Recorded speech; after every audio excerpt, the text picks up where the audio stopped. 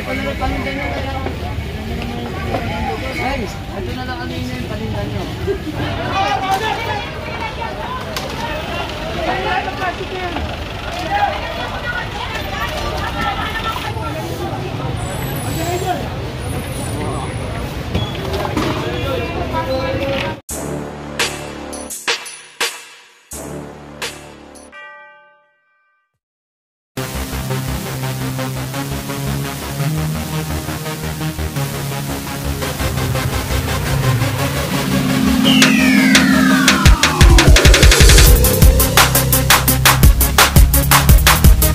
Dito na tayo sa may Paco Market mga kabayan. So ito yung dati na ginawang road widening dito sa area. Kasi dito dati puno ng mga vendors dito. Oo, hindi makakadaan yung mga sasakyan dito dati. Kaya ito dito rin yung offer so para sa mga vendors ito na binabantayan dyan, no? Kaya bumabalik sila sa may bangketa.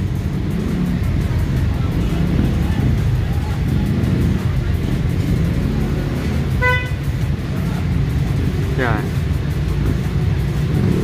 Yan yung blue building dyan guys. So yan po yung bagong Paco Market, no? Yan. So ibig sabihin bawal yung mga vendors dito sa may bangketa saka dito sa daanan na yan. So ang daming tao dito. Ito yung pinaka central na palengke dito sa kabaan ng Paco Market. Yan. Kasi kung maglalatag pa yung mga vendors dyan, masikip na, no? So hirap nga dumaan yung mga sasakyan dito. So ito yung bagong Paco Market to. Ang ganda na. Sa baba more or mga dry, mga kanyan, mga wet or yung mga isda dyan sa baba.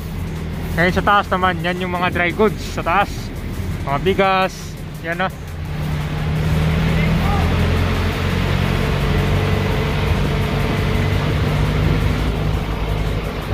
Tapos dito sa ito yung continuation niya, ginagawa pa. Itong parte ng public market din to. Ito yung sinira dati, luma na kasi, ngayon binabago na. Yan. Ayun, nasampula na yung kano. Yung mga vendors yan sa yan.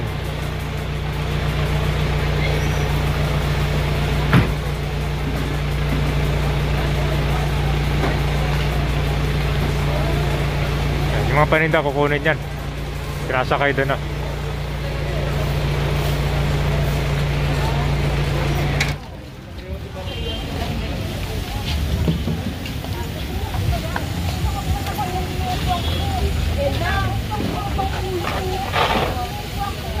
Ito na lang panindan nyo.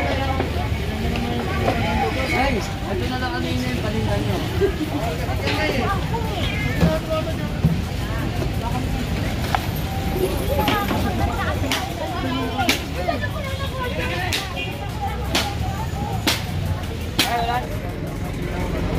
Ito, nasa fast street tayo.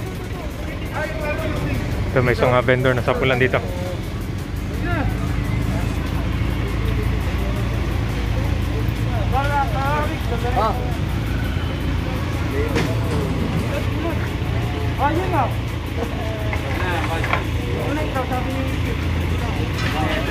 Pati yun, pares yun. Kukunin din yung kagamitan. Hindi naman totally kukunin yung mga gamit ito eh.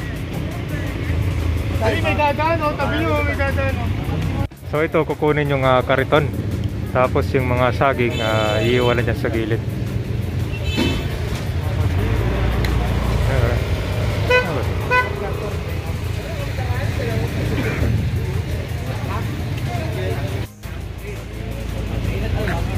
Ito, kukunin pala yung kuhan, yung laman, no? Yan. Lunggaw yan, may talaga yan. Ano yung kukunin dyan, sir? Ano ba yung tawag dyan, sir? Hindi ko namin tawag dyan. Kawali. So yung kukunin to kan, laman. Yan, may mga pan. So hindi siya tutul, yung kariton, iiwan lang.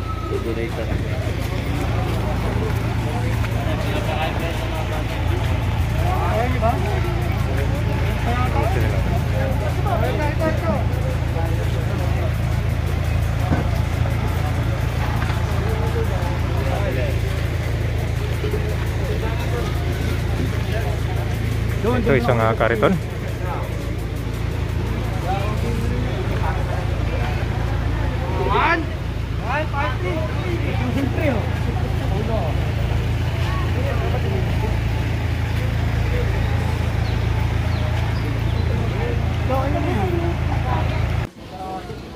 Ito nasa kabahan natin ng Villalobos sa may Quiapo. Ito yung sa gilid ng simbahan, no? Yan.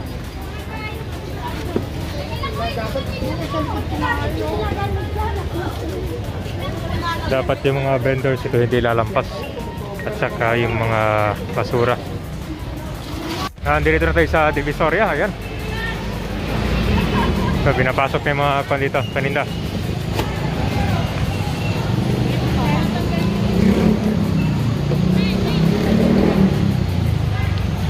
Dito, may vendor sa gilid to. Ito, mga gulay. Ito, bawal yung mga vendors nasa gilid sa may establishment.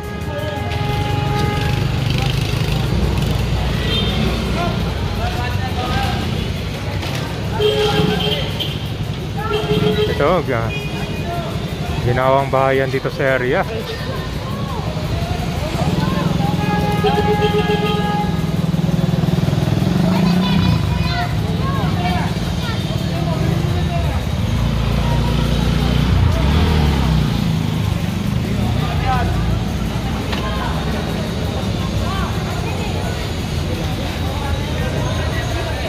Papunta ito ng Ilaya Divisoria.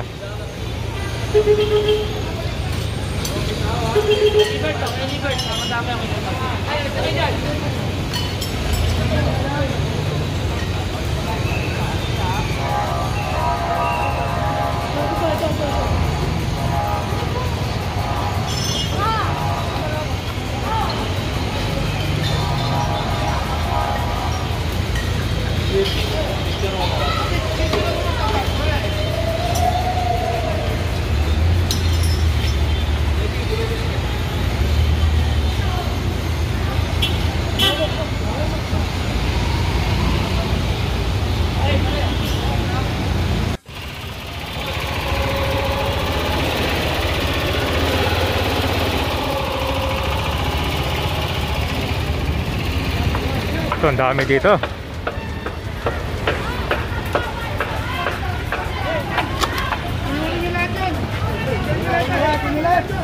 Ang dami vendors dito.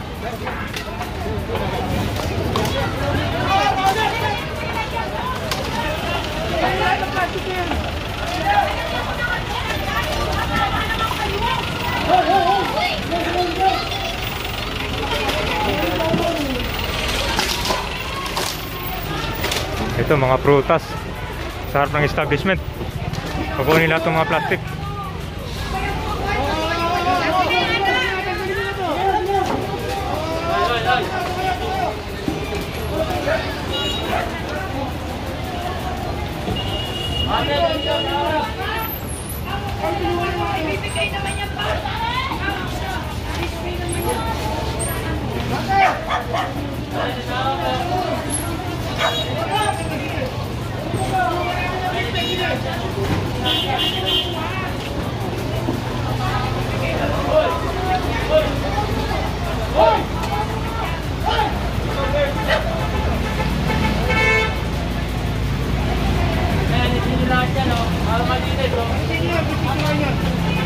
Tayo pala ito, pati mga kagamitin nila pantulog dito nilalagay. Oh.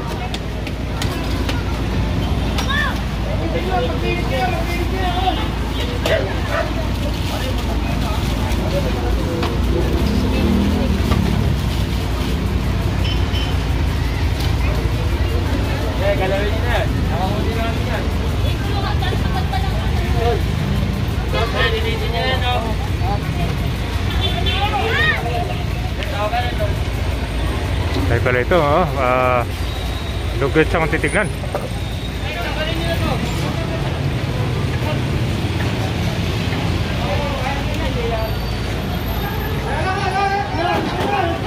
Dami dito.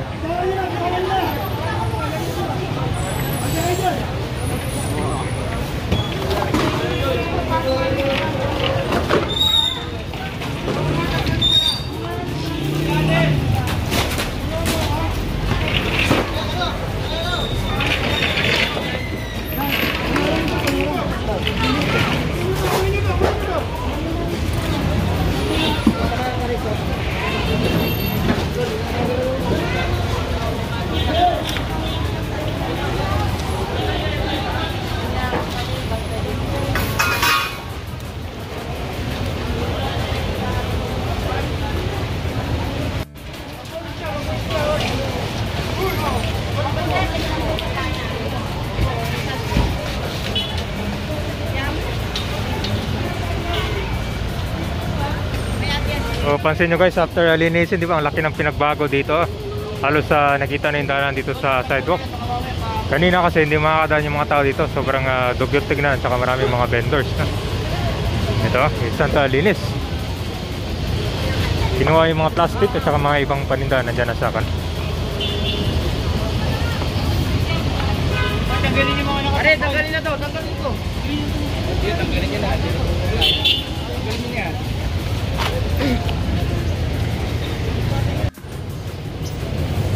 Ito guys, malapit sa Estero ng Divisoria.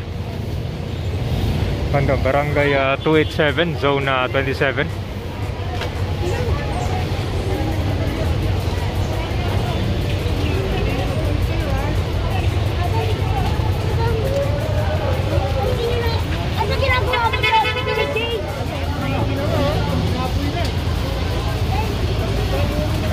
Oh, puno na agad yung truck dito.